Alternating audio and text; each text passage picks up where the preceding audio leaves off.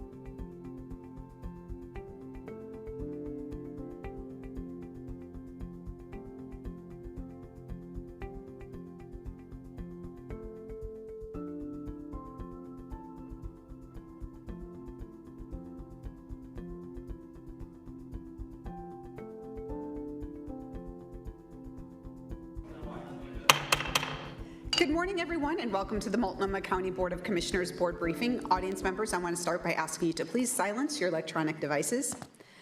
Commissioner Vince Jones-Dixon is present virtually, and I will be leaving, Commissioner Jones will be leaving, and Commissioner Brim Edwards will be leaving at, will be excused at 11 a.m. We only have one board briefing, so we may very well be done by that time, but if not, I will pass the gavel over to Commissioner Singleton, because you're closest.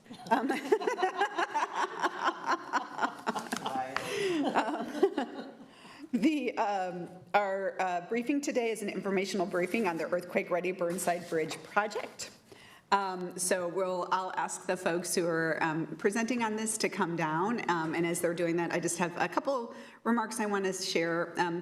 I just want to extend my deep appreciation and thanks to our transportation team, the partners, the thousands of community members who have participated in surveys around the new Earthquake Ready Burnside Bridge, and a special thank you to the 22 people who have served on the Community Design Advisory Group since September of 2023. These individuals have given countless hours of their time to provide us expert knowledge and input that has shaped the project to date. The Burnside Bridge means so much to our community. Not only does it serve as essential infrastructure and a lifeline route for emergency responses, it also is central to our identity and sense of place, alongside all of our Willamette River bridges. In my years of work on this complex generational project, I've learned to have patience and perseverance. The current federal climate is impacting local public agencies nationwide, making it challenging to carry out crucial infrastructure projects without their funding. We just saw a cancellation of millions and millions of dollars in projects just in the last few weeks. As uncertain as the future appears, if and when things change, our goal is for the county to be as resourceful and prepared as possible to offer a construction-ready project. Multnomah County has been successful at securing local, state, and federal funds for the design of the bridge, and more recently, $10 million in regional funding, which will keep the project moving forward. When the federal government is ready to invest in our region again, we will be prepared to hit the ground running and maximize the benefits that federal funding offers. Then we will see the work of our volunteers and staff bear fruit, and I look forward to standing alongside you all when that day comes. And with that, I will turn it over to our team. I believe, John, you're kicking us off today? I am. All right. Good morning. Good morning, Chair Vega-Peterson, commissioners.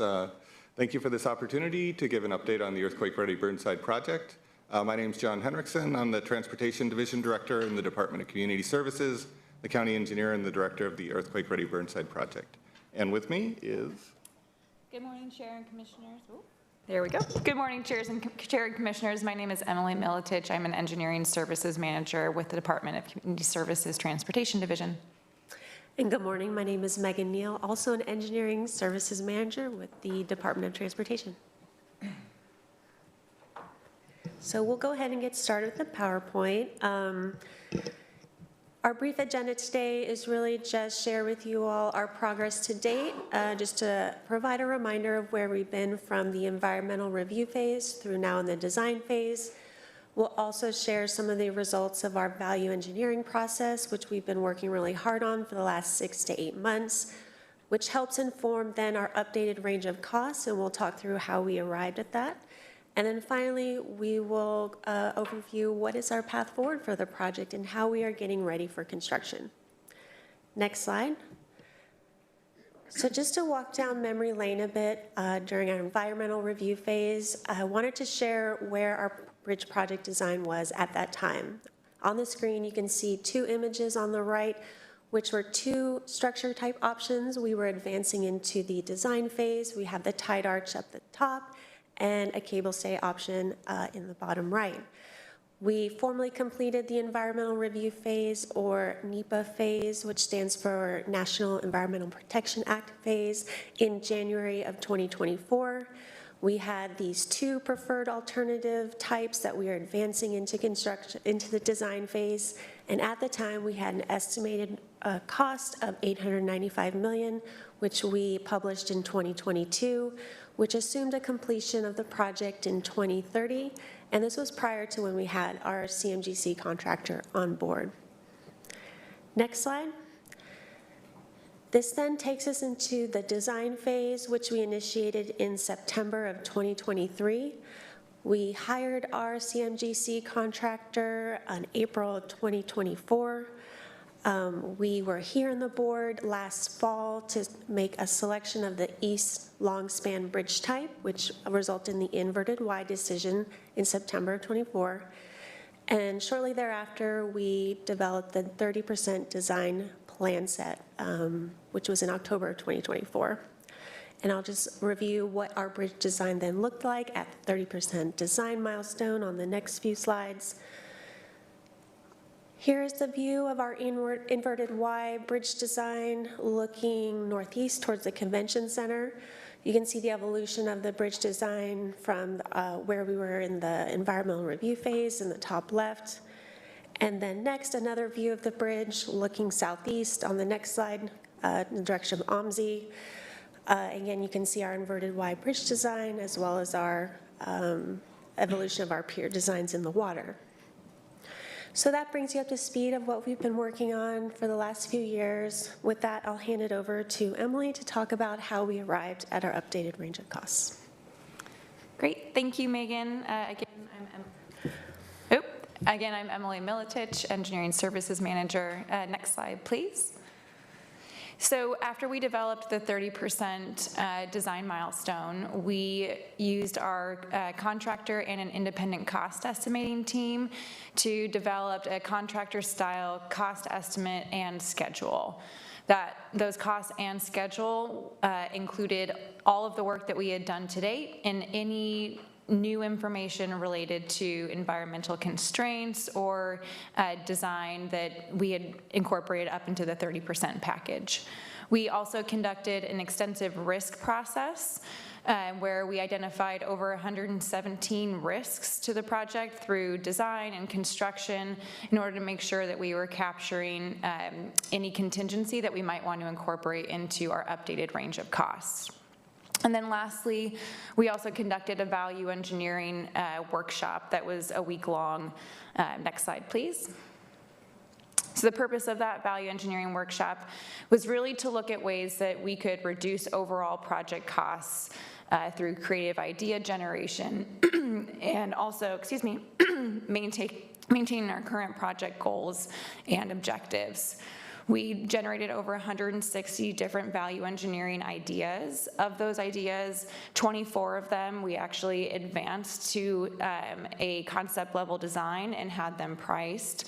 We also explored a low cost option. So the intent of that was to look to see that if we removed as many constraints as we possibly could, is there a design that we could build for less money?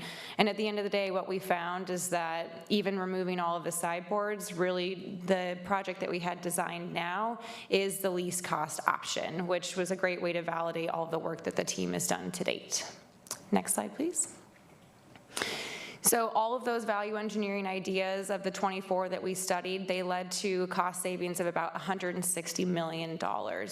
Those are primarily focused on ways that we could reduce costs in the movable part of the bridge, since that was our most expensive piece. What we did not do in that process is reduce any scopes that were specific to small businesses or disadvantaged businesses, and we didn't remove any requirements that would affect any of our equity initiatives that we have on our project. Next, please. So we'll just walk you briefly through some of the kind of high-level ideas that we're incorporating.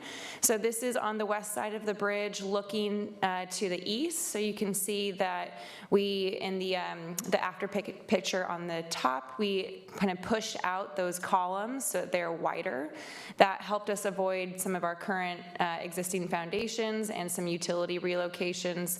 We also pushed those columns further away so that we could also avoid some additional impacts. Next, please. We also changed the shape of our columns, so we went from kind of a rectangular type column to a more circular column, just to help with construction efficiencies as we construct that work. Next, please. When we get into the movable span, this is again where we had the most amount of our cost savings. So one of the major things that we did here is we took those two movable foundations and we actually moved them closer together. So you can see the kind of image, that's from our 30% design, and then the outlined image shows an outline of where the new piers are going to be located. So the major thing that really does for us is it allows us to center our new piers directly over the existing piers and actually kind of straddle those existing foundations as we build the new piers. That means that we don't actually have to remove as much of our existing foundations, which was not only a lengthy process, but also had some safety considerations that made the work very long and intensive. Next, please. So this is an image of what you saw in the last slide. So on the bottom, we had sort of a weathered steel look to the piers. Both faces of the piers also were slanted outward. Versus the upper image, those are new piers. It has more of a kind of louvered face all around each side of the pier, and then those interior walls are actually directly vertical. So that's to ensure that we're maintaining the navigable channel waterway, because that's a regulatory width that we can't actually make smaller, all while trying to reduce the cost of that movable span. Next, please.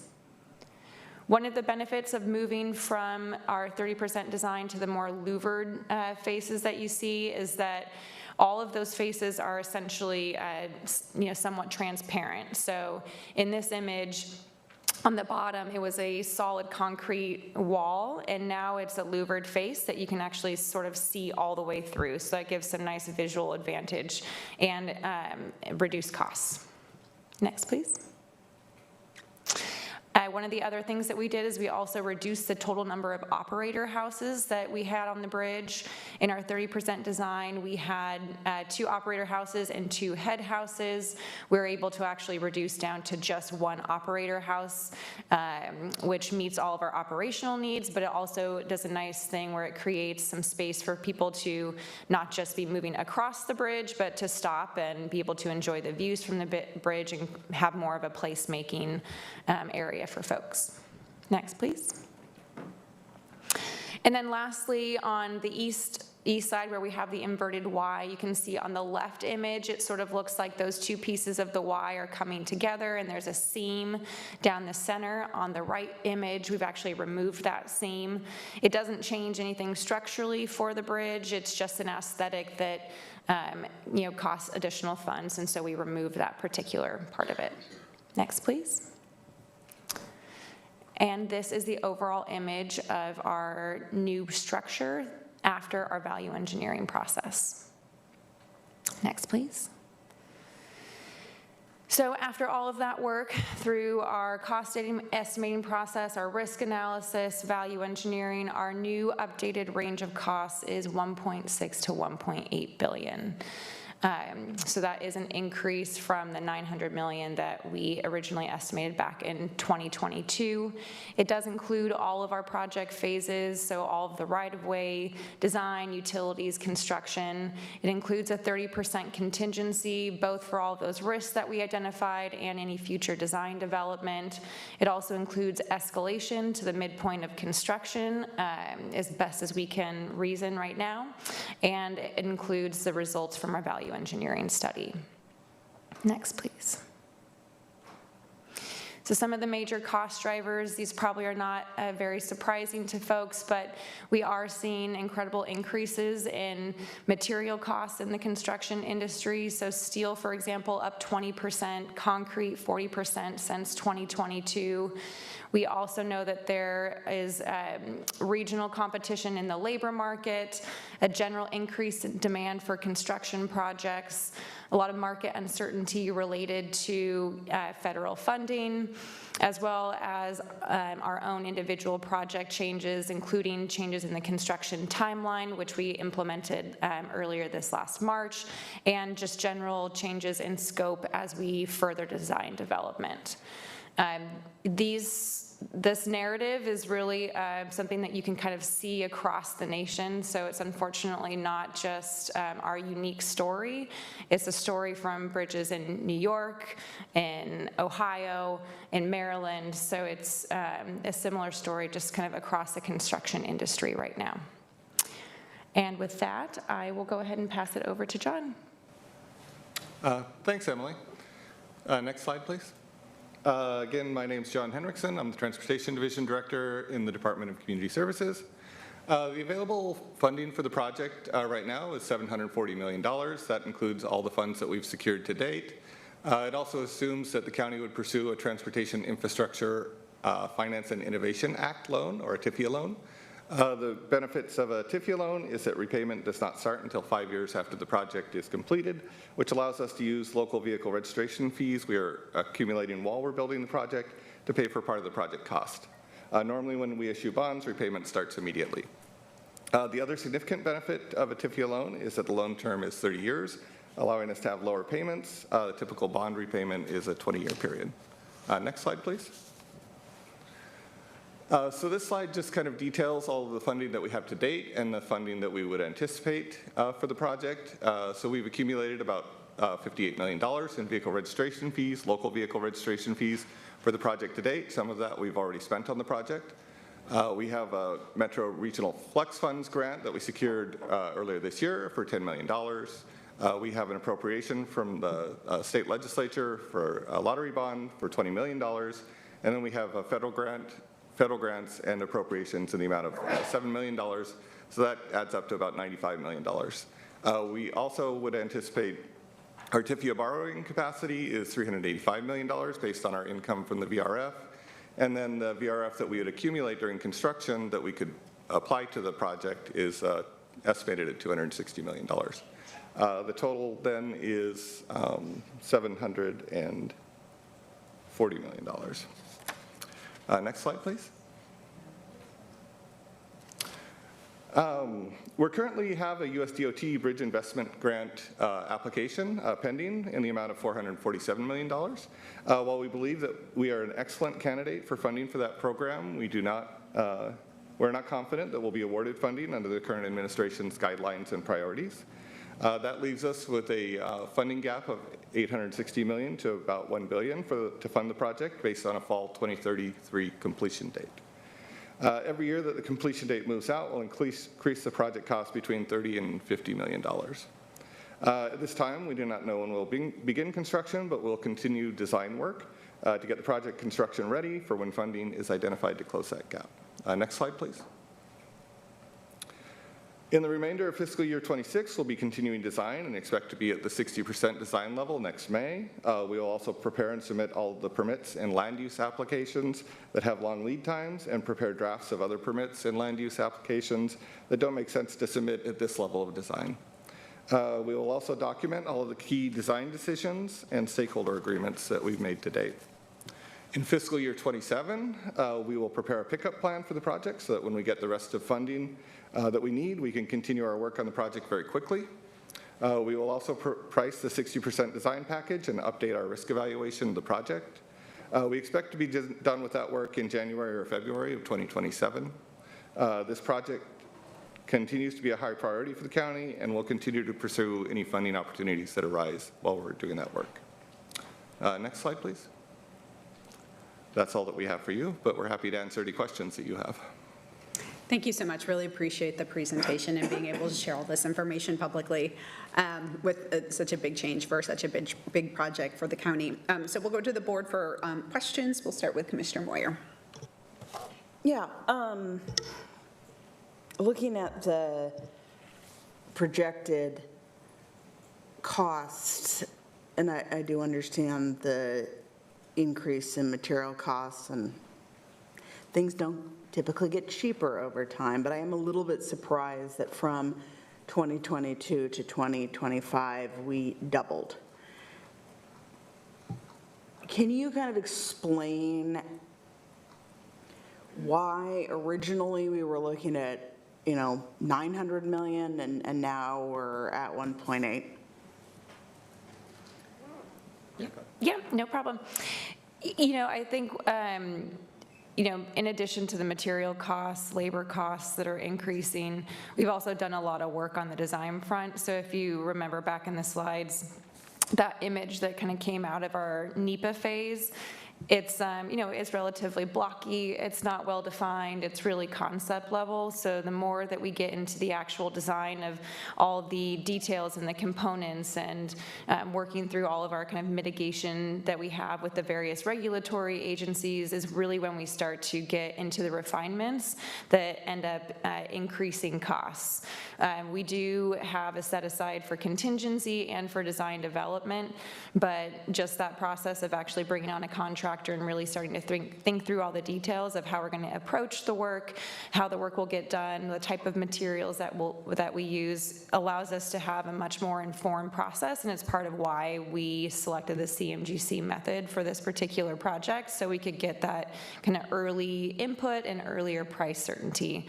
And we would have hoped as the project advances is that we have a cost estimate now that just continues to be refined, but either flat or in the downward trajectory, so that as we know more, we actually get to a cost that we feel more confident in. So this is really that first big step in bringing in a contractor who has a lot of experience doing this type of work to give us a cost estimate. I'm not sure if you can answer this. I know that sometimes as the economy slows and other private sector work dries up, some of those costs can go down. I'm not enough of an expert on what's going on regionally to say if, looking on the horizon, what we're seeing, but do you have a sense of regionally who we're competing against, the amount of work? Is there potential for trying to push for building during an economic slump as an opportunity for us? I don't know. We may not be able to get financing, but I'm just kind of wondering, I think sometimes, sadly, when things are hurting, it's both an opportunity for reducing costs, but also an economic development opportunity. So I'm just questioning, to what degree have you guys looked at that possibility? And we haven't really explored that too much. I think it's kind of on our minds that it is possible that construction costs can go down during a recession, but it's not clear right now. Everything is so volatile. We're not sure what's going to happen with tariffs. We're not sure what's going to happen with federal funding. We're not sure what's happening with all the projects around us. So we just don't have any real insight into that. okay, all right, great, thank you. Thank you, Commissioner Singleton. Thank you, Chair, and thank you all for the presentation, but also the conversations that we have regularly. This is a project that some of you know I had the opportunity to work on prior to becoming a commissioner, and so I'm just really thrilled to see this work continue.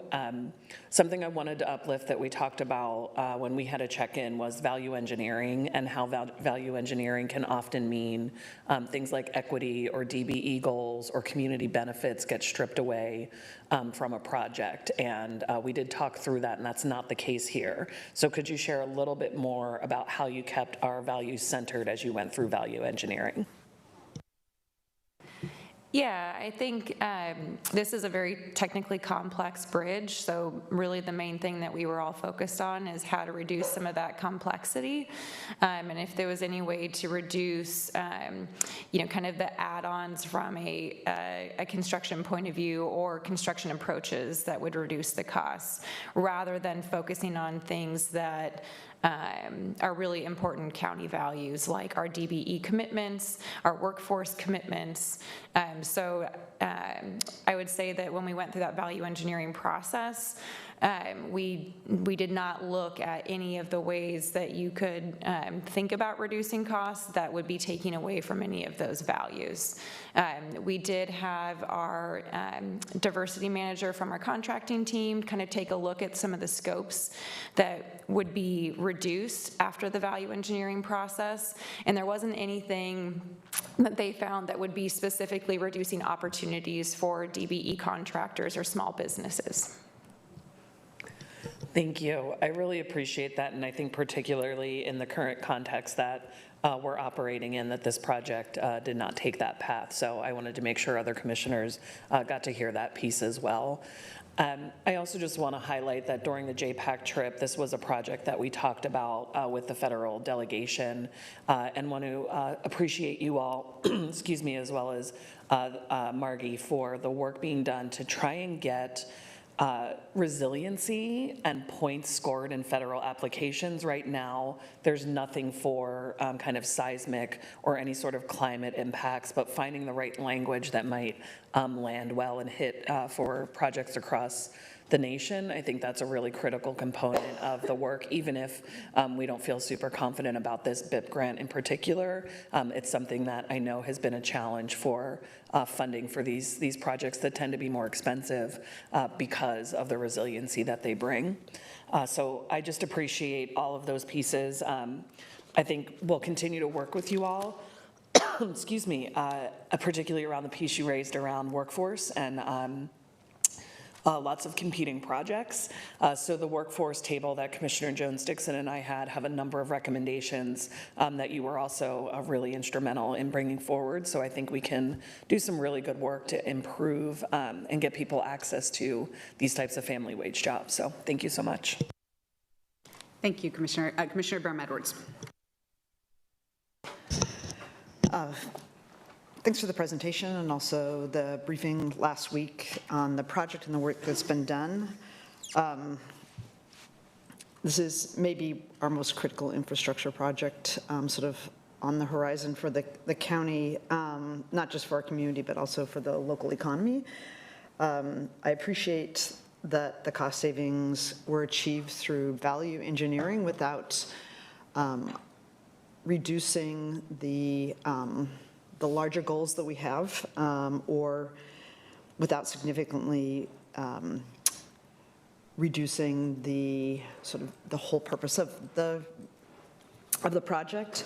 I actually think it made a better bridge, and it saved money. So major points, a lot of times there's some sort of sacrifice, either of your values, as Commissioner Singleton referenced, around workforce, or the project, the goals of the project get narrowed. So I'm glad that didn't happen. And the project, given the project costs or goals have almost doubled, I would say that just my work with large construction projects, that escalation's only going to further increase costs. It rarely decreases, and I don't think I want to hope for a recession to reduce so that would lead to lower labor costs. So I'm not going to hope for that strategy to bring the project costs down. And I think it's unlikely that the administration is going to substantially change. And this is less of a question for you all. So first of all, great job at reducing the costs, overall costs of the projects and making it a better bridge. I think part of the discussion for this board is, and it's not just this project, because we have several other infrastructure projects with no sort of long-term plan on how we're going to finance those projects, which are very much needed. Not only are they needed to provide services for the county, but they also are a critical component of just our overall economic activity. So I'm interested in this board having a discussion, not just about this project, but our other infrastructure projects that, there's no way we're ever going to pay for this on a pay-as-you-go way. And so what's our bigger long-term strategy to make investments in infrastructure regardless of the administration, because we can have great plans put together by staff and not be able to actually execute them if we don't have a larger strategy to pay for them.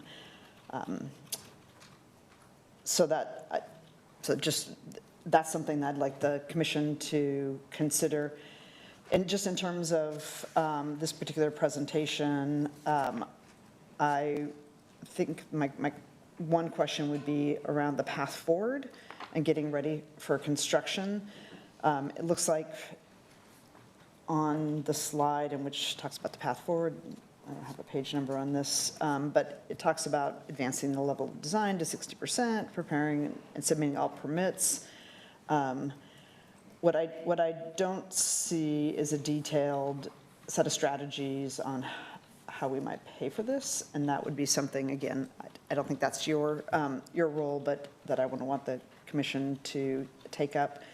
The pickup plan, I'm assuming that's all items that are more around the design and the construction and the planning versus the actual, how do we get the money? Is that? Yes, that's correct.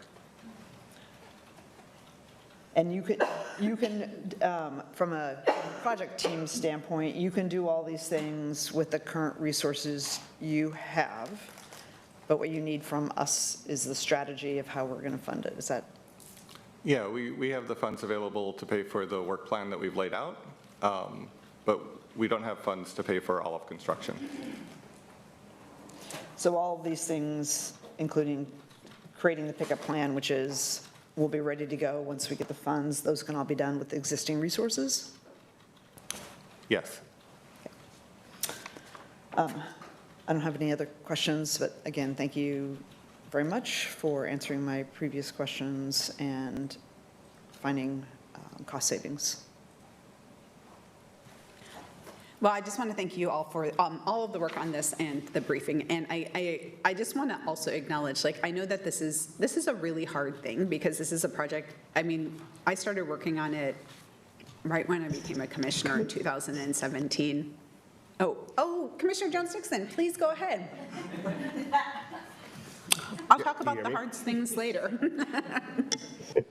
Yeah, I just want, all my questions were answered throughout the presentation. Just want to say thank you, Megan, Emily, and John for your work, and Director Bradway as far as bringing this forward and showing our pathway and the work that needs to be done moving forward. So thank you again for your service. Thank you, Commissioner Jones, and apologies. I do like that you used the raised hand feature, though. That was that made it very obvious what you needed. No, and I'll go back to what I'm saying. This, I know so many people have put in years and years of work at this at the county. There have truly been thousands of people from our community who have had a voice in this project, what it looks like, what it means, and our path forward on it.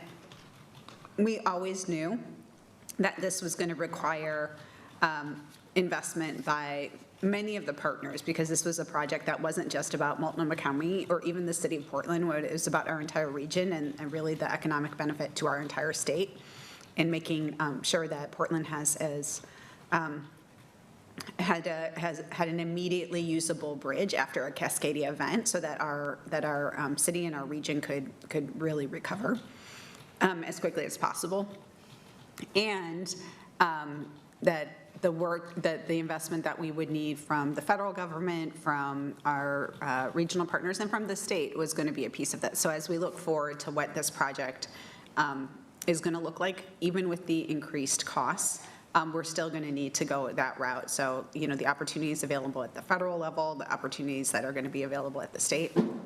When we started this project, we were kind of the big project that was happening in Portland and Multnomah County, and then all of a sudden a few years into our work, they were like, oh, we're going to start the I-5 bridge crossing project again. And so then it became a really red hot market in terms of labor and competition, frankly, for federal. We're in a totally different environment right now with a different administration, and so that there's a lot of things that have been changed, but I'm really committed to seeing this work going forward in terms of making sure that we are as ready as possible for when opportunities come up in the future, so that we can have the strongest case for why this is such an important project for us to do. And we need this kind of investment. We need investment for this bridge. We need investment in the Rose Corridor. We need investment in the Columbia River crossing. We just need to have the resources to do all of those things. So again, thank you so much for this. We will continue on with the work that's going on, in terms of getting ready into moving the design forward. I appreciate the way that you were able to put a path forward together for the county, and again, the need hasn't diminished, so we will be ready as opportunities come up. So thank you both. Thank you all. All right. So that is the only agenda item for today. So we will, that concludes today's meeting. Our next meeting is going to be our regular board meeting scheduled for Thursday, November 23rd at 9:30 a.m. There being no further business, we are adjourned.